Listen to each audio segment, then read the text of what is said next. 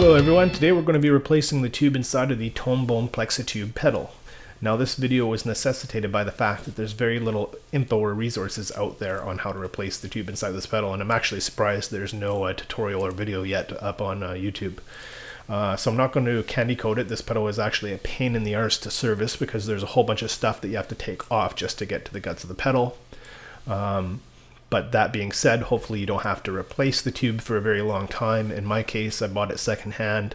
If you notice, if there's a noticeable volume drop or something funky going on with the pedal, then this is something that you might want to consider doing.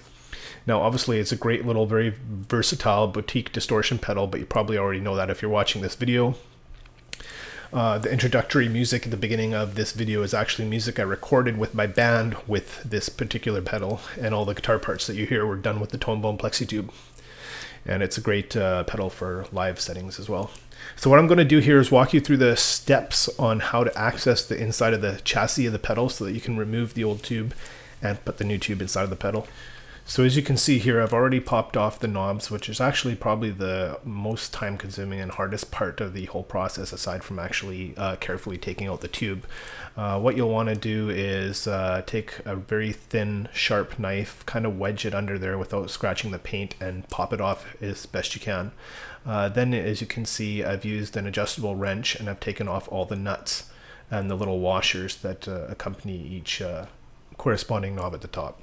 Then you can go ahead and remove the corresponding nut and washer and the bottom switches, both on the right and left.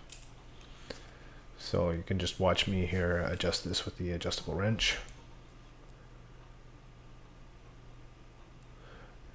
You just want to take your time and be careful doing this, because obviously there's the potential to scratch the paint. And if you're a perfectionist, you're not going to want that, right? Now this is not necessary on this particular model, but you can take off the side input plugs, and in fact I think you have to on some of the other Tonebone models. So now what I've done is I've taken off all the nuts and washers that hold the top casing from the metal chassis, and you'll see on the back, I'll just flip it over, that there are a couple of special screws that require Allen keys to open as well. I don't actually have the size Allen key for you here, but if you have a bunch of Allen keys to choose from, you'll just have to go until you find the right fit. At this point you can remove the top from the chassis, and this is what the inside of the Tonebone looks like, and of course keep everything that you've taken off in one spot. So you can see, let me just adjust the camera. This is the tube. Now to take this out, you want to hold where I'm pinching on the right very carefully on the circuit board, and then very gently wedge the tube back and forth, and it's going to pop out just like that.